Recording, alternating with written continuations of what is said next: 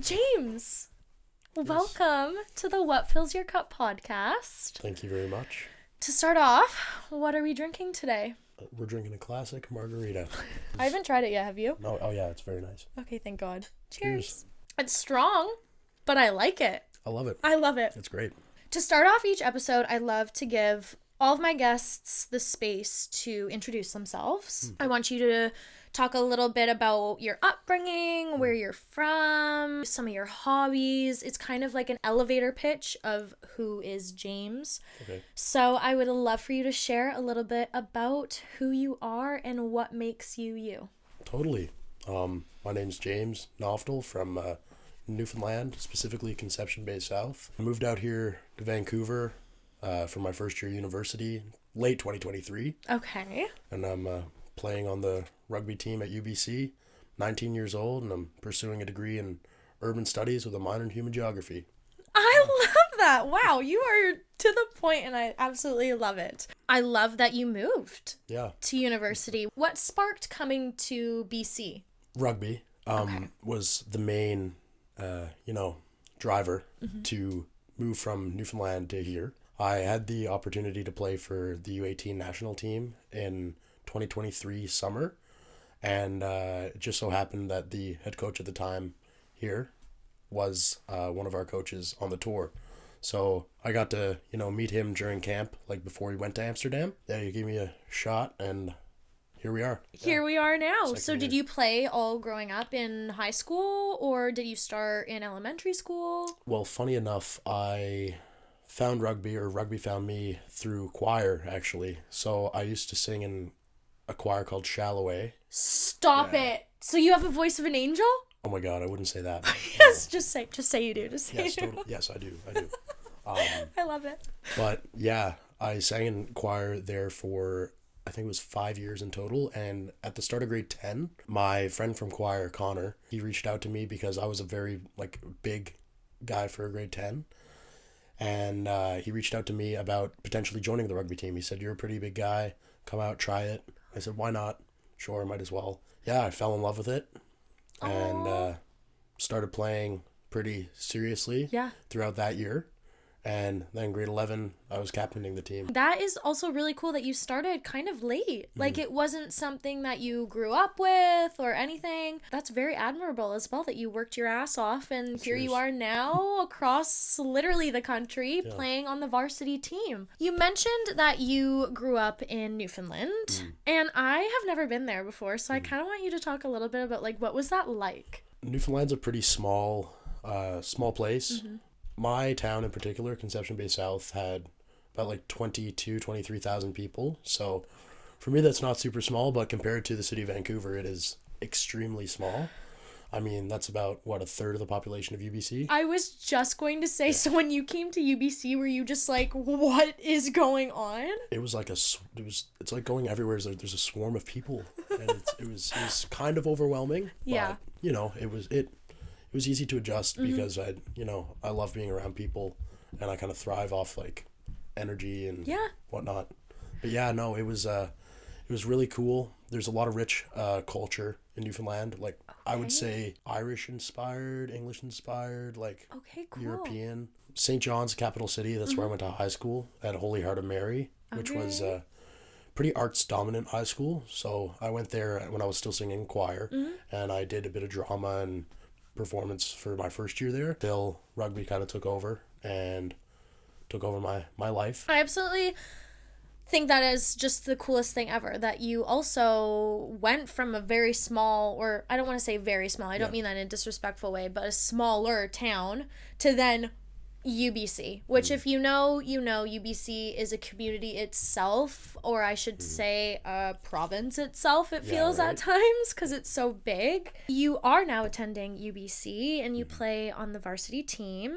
This is your second year of being away from home, and I would love for you to share a little bit about what that experience has been like for you, moving across the country to attend school away from your family and friends. Well, I'm pretty used to change. I transferred schools in grade 5. I went from my elementary school, Upper Gullies, to St. Bon's, which is a private school, tried it out for a little bit, and then I went back after like 3 months. Finished off elementary school there. Then I went to Frank Roberts, which was the junior high in my area. Okay, nice. And then for high school, I transferred to a school, Holy Heart in St. John's, mostly because of like the draw of their arts programs. Okay, cool. So that's kind of what drove me to go there. So the big change isn't something I'm, unfamiliar with.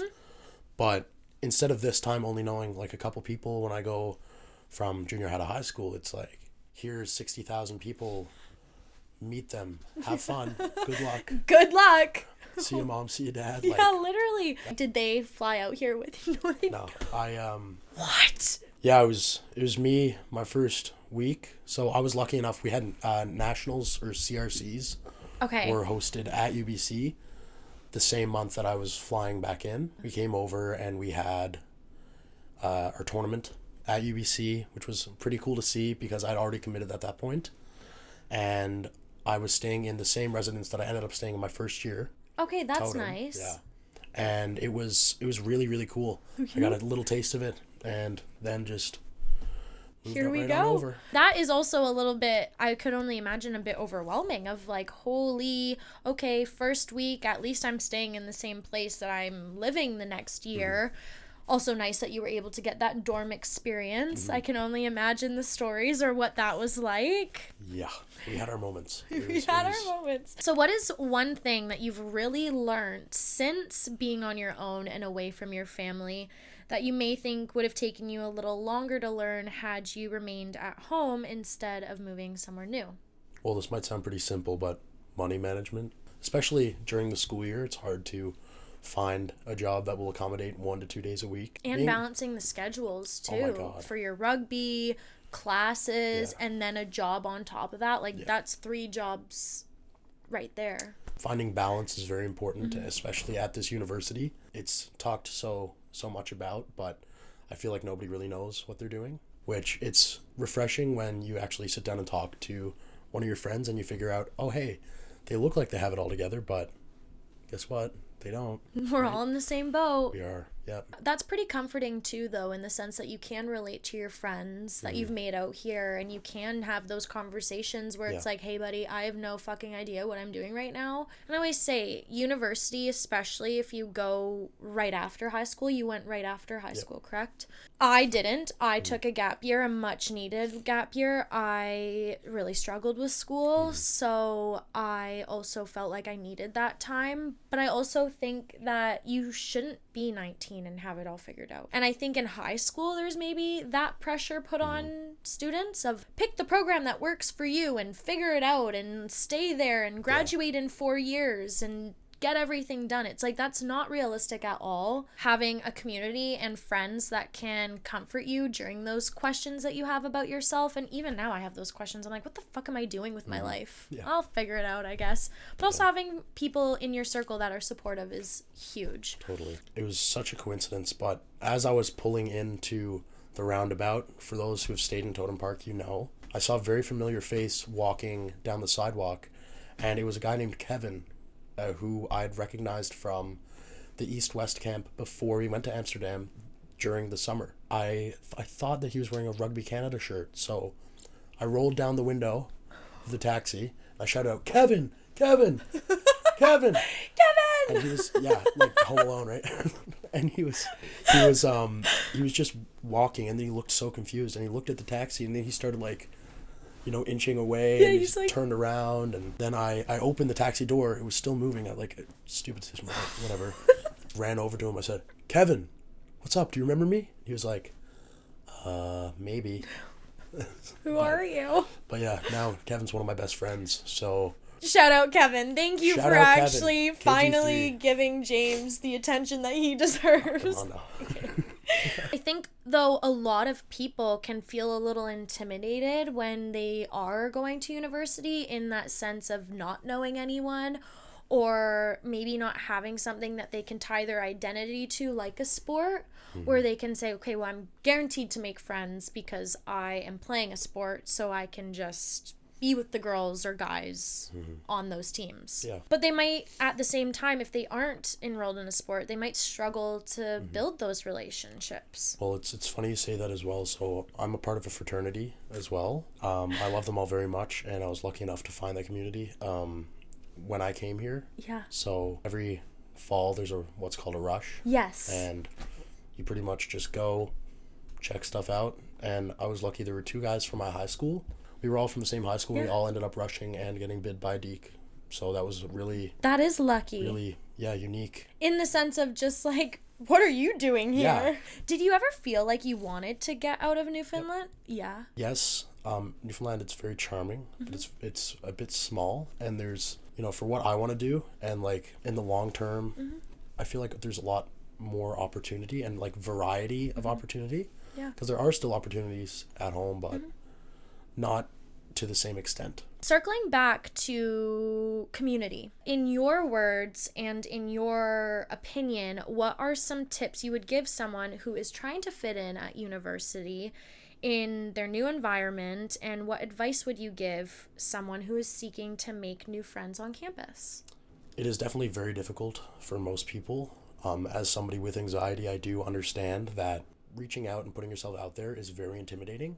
But what I always say to people is it's not that deep. Like, nothing is ever that deep. If you just go up to somebody and say hi, what's the worst that could happen? They say hi and then just don't talk to you. Like, cold shoulder, too bad, move on next. Yeah. Right? Friendships aren't made by, just not talking to anybody. But I do understand if you don't want to go up to a random person in the dining hall or random person in your class and say hi, because it is very intimidating. But just be yourself and the right people will come around. And that's kind of what I figured out. Putting yourself out there and not being afraid to get that cold shoulder is really good advice. Yep. Lead with confidence and just push yourself out of your comfort zone. I think those are really good. And again, that is hard, especially if you do struggle with anxiety or social anxiety for that matter, and you're worried of that fear of rejection. Yeah. It's not the end of the world. It really isn't, and it never is, right? Like, whether it's applying for a job or, going to a camp or something, or applying for a club even. There's always next time, or there's something else that, maybe that club wasn't meant for you, but another one is, or, maybe this opportunity maybe it's not your time yet. Right? Exactly. Just don't give up on it right away. I briefly touched on your rugby career at UBC, but I would love for you to share a little about how being a part of a community has assisted you in creating a home away from home. How did being a part of a group assist in making the transition of moving across the country easier for you? When you put it like home away from home, it is exactly that. I've been lucky enough to find myself in a few circles, whether it's my fraternity or the rugby team, where I've met, people that I tell them, yeah, you're going to be at my wedding. I can't wait for our kids to play together. And it's really jumping the gun a little bit, but these guys, especially within the rugby team, we often just talk about those things every now and again. And both of my parents have had the chance to visit Vancouver during my first year. My mom came up in October, and I introduced her to a good buddy of mine. You actually know him, Callum. I love Callum.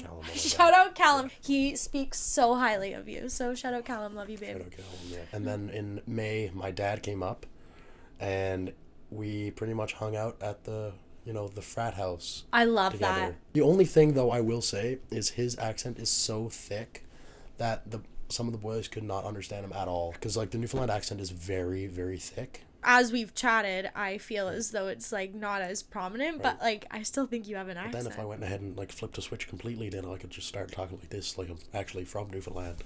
That is so cool. I love that your friends were probably like, bro, what is your dad saying? Yeah. I was a translator between my dad and my buddies. What are some tips that you would give someone in how to maintain that healthy connection back at home? Wow. I'm still trying to figure that out, honestly. But just, check in. Be honest. If you're not doing well, who else better to talk to than, one of your parents or, safe person. Maintain communication. Stay, set yourself a benchmark. It might seem like a task at first, but it's not a task when you're talking to your parents, right? Yeah. Or they might text you, how are you doing? Ugh, whatever. Mom, text me back later. But it's not like that at all. It's No. I'm really lucky that my parents are so supportive. Mm-hmm. You know, I feel like I owe it to them to, you know, fill them in constantly on what I'm doing. I think I love that you also use the word check-in. Mm-hmm. I always say how important check-ins on not only your family but your friends, and continuing to have that line of communication is so important. Now, as you know, this podcast is based upon men's mental health, and as we have discussed in the past, there have been periods of time for you that have been a little bit more difficult. Mm-hmm. Sharing what you are comfortable with sharing, what are some tools that you've been able to use that have assisted you in ensuring you are taking proper care of your mental health? In terms of mental health, it's been a little bit of depression and a lot of figuring out anxiety and the big guy, ADHD. The big guy. Which, yeah, it felt like at times was taking over my life. Yeah, retweet. Yeah, right? I feel like allowing yourself to get help is very important. Putting your ego to the side and admitting that you're not doing well is very, very important. And it's the first essential step to getting help and, you know, allowing yourself to grow, right? Especially with anxiety, it's very difficult to do that. And I understand completely. Like I said, the first step is admitting you need help and allowing yourself to receive that.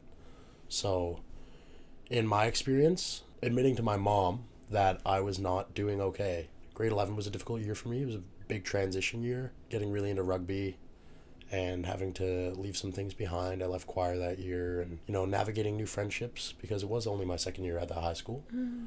Admitting to her that I needed some extra support at the time, and she's very good at, you know, hearing me out and providing that support and setting me up with a counselor. For some people, they might say, oh, counselor, therapy, scary, I'm not mentally ill, but it's not, you know, it's a tool, it's a resource. Exactly. And you need to use that. Yeah. Mm-hmm. I absolutely loved that answer. That was a really beautiful answer that you just had there. Cheers.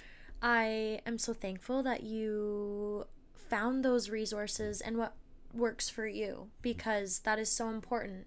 Because what might work for you might not work for someone else, but what might work for you might work for someone else. And I think that's kind of what I'm trying to get out of all these conversations I have with everyone in this room, is that resources and tools look different for all of us. Mm-hmm. I can very much relate to you in the sense that my mom was the first one I opened up about when I was really struggling in high school with my mental health. And at the end of the day, I felt a lot of like a weight lifted off my shoulders when I did tell her, because it was finally, I'm no longer dealing with this myself.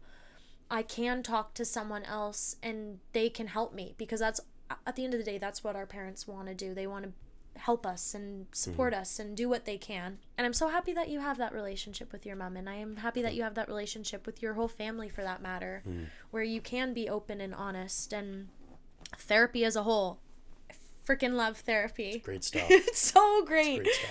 I absolutely love that response, and thank you for being so open and honest with everyone, because like I said, that is what this is all about. It is about having those vulnerable conversations and feeling as though someone watching this might feel that they're alone in whatever they're going through, and to also sit here and say, okay, I'm not alone. Other people are struggling with what I'm struggling with. And so I thank you so much for being open and honest today. Oh my God. My final question for you is one that I ask all of my guests. And that is, James, what is your favorite thing about yourself and why? I feel like my favorite thing about myself is my willingness to learn. I make a lot of mistakes. I have a lot of lapses in judgment, but despite making mistakes, I do tend to always find my way back to that, you know, the right path, with the help of others, of course. But recognizing when I'm wrong, I think, is a good quality that I am always working on, but I feel like I've kind of grown into that this year, especially. Yay! Yeah, for sure. I absolutely love that answer. Self-awareness and willingness to grow and learn. And also, James, that is a part of growing up. Making mistakes and learning from them. We would be so fucking boring as human beings if we didn't make mistakes and we didn't learn from them. So make sure you're giving yourself some grace. In fact, my favorite thing about you is your openness and your calmness. You are a very, very calm person. When I speak with you and when I talk to you, you just have a very comforting energy. And you make conversation so easy. And I am just so excited for everyone to get to meet you and the beautiful human being that you are. So I thank you so very much for coming into the studio with me today. Thank you very much for having me. Now, before I sign off, do not forget to subscribe to the What Fills Your Cup podcast on YouTube, Spotify, or Apple Podcasts. And before I leave, if you haven't heard it today, I love you. And do not forget to tell someone you love them, because you never know who needs it a little extra. Bye, you guys! Peace.